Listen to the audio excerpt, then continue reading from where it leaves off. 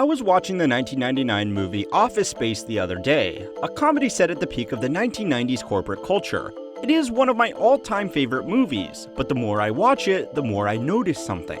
The core of this comedy is its cynical commentary on working a boring job at a boring company, but the more I watch it, the better the jobs of Peter and his coworkers look. Because it's a comedy, the writers took a lot of creative liberties to make Peter's working environment especially terrible. But even still, 20 years later, it doesn't look that bad. His office cubicle would be a luxury to most workers today in an open-plan office with no walls in sight. He is allowed to go on extended lunches with his colleagues, and even his over-dramatized shitty boss knows that working on a weekend is a big ask rather than an expectation. This made me think of the classic anecdote. Find a job you love, and you will never work a day in your life. Most of us go to work because we have to, not because we want to. And that means a lot of us are stuck spending a good portion of our waking hours doing things that aren't very enjoyable. A cunning strategy that school career planners and LinkedIn gurus will promote to get around this unfortunate predicament is to find a job that you love doing so that you are excited to go to work every day and you don't feel like you are working at all. On the surface, this sounds sensible. Now more than ever, with new technologies, there are millions of different job titles out there with new professions and career paths being made every single day. My job as a now full-time YouTuber didn't exist 15 years ago, but now it's the career that children want most, beating out traditionally popular options like astronaut. But I want to do what I do best, which is to rein in on this parade of finding fulfillment through your work. Instead, I want to try and convince you that what you want instead is a really boring job. A job that doesn't make you or anybody else excited, a job that nobody would dream of. So, it's time to learn how money works, which was made possible today by Morning Brew. Morning Brew is a completely free daily email newsletter that gives you the news you need to know in a way that makes it fun to read. Morning Brew has quickly become one of my favorite news sources because it gives you the stories that you need to know, and it does it in a way that gets directly to the point. Their stories cover a range of topics like careers, real estate, world news, politicians, education, and smart living. Find out how much more informed your day can be by starting it off with Morning Brew by using the sign up with the link below. There are lots of very attractive jobs out there that for a number of factors would appear to be preferable over other jobs. There is being a doctor, lawyer, or high-level corporate executive, which is enticing because these roles are traditionally very well paid and are very well respected by society at large. If you tell someone that you are a C-suite executive at a Fortune 500 company, you are instantly going to get more respect than if you told them that you work in retail. Is this how it should be? Of course not.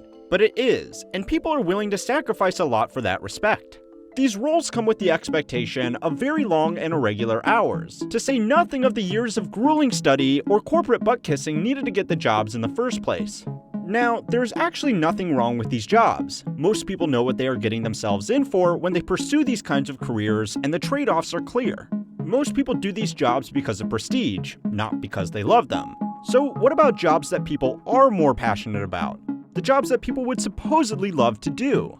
I am talking about jobs in the fields that people get excited about, like gaming, fashion, travel, and sports. Imagine getting paid to make video games or attend fashion events around the world. Sounds like a dream, right? Well, no. Big-name companies in aspirational industries are more often than not terrible places to work. The reason for this is simple.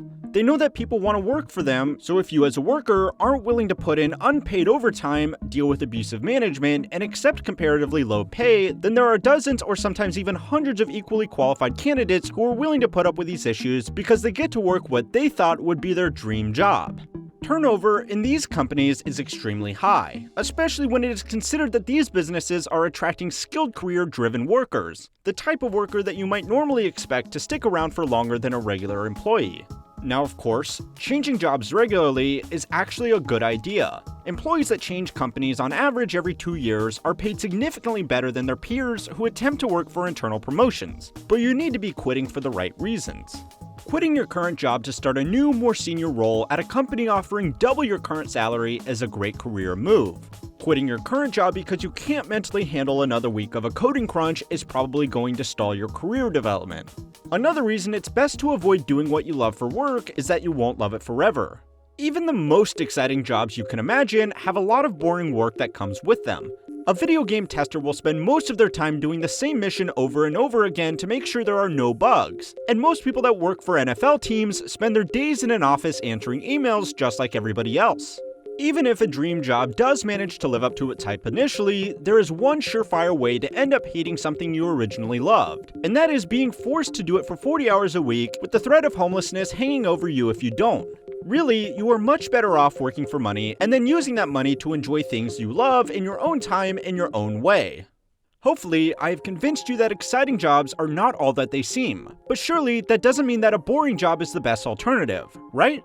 Well, they have a few big perks that a lot of people don't really consider. A boring job at a boring company will on average be easier to get than the rare, more prized jobs at exciting companies. Having more options available to you, especially early in your career, can be a big head start over your peers who wait it out or go through extended internships to get a traditional dream job. Boring jobs will also on average pay better. Ford's median employee made $64,316 in 2018, including bonuses, overtime, and stock awards. GM's median employee made slightly more than $77,849. Tesla, a far more exciting business, paid its median employee just $56,163. This, of course, will not be true for every company, but again, if there are more people that want to work at a company, then generally that company can get away with paying their workers less. This is even more apparent when we zoom out to look at entire industries. On average, web developers will earn more than game developers, a marketing manager for Exxon will earn more than a marketing manager for the Patriots, and an administrative assistant at a bank will earn more than an administrative assistant at Vanity Fair. If you are doing a job to make money, you should maximize the amount of money you can get for doing that job. You won't see the name on the side of your building from your desk anyway.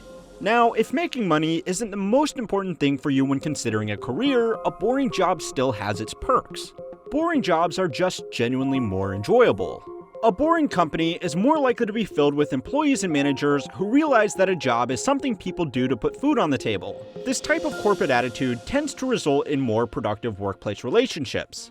A manager at a generic boring company that has been in their job for decades and has no ambitions of moving up the corporate ladder is not going to take it personally when you ask for a raise, a promotion, or a reference letter. Contrast that with a company where the management has drunk the "we are changing the world" Kool-Aid, and you are much more likely to face opposition when doing these things that all employees should really be doing as regularly as possible. Time and time again, we hear stories about high staff turnover and toxic workplace culture in companies that sound exciting from the outside. This is because when managers believe what they are doing is more important than just working a job to make a living, they naturally expect their colleagues to work harder than should reasonably be expected to.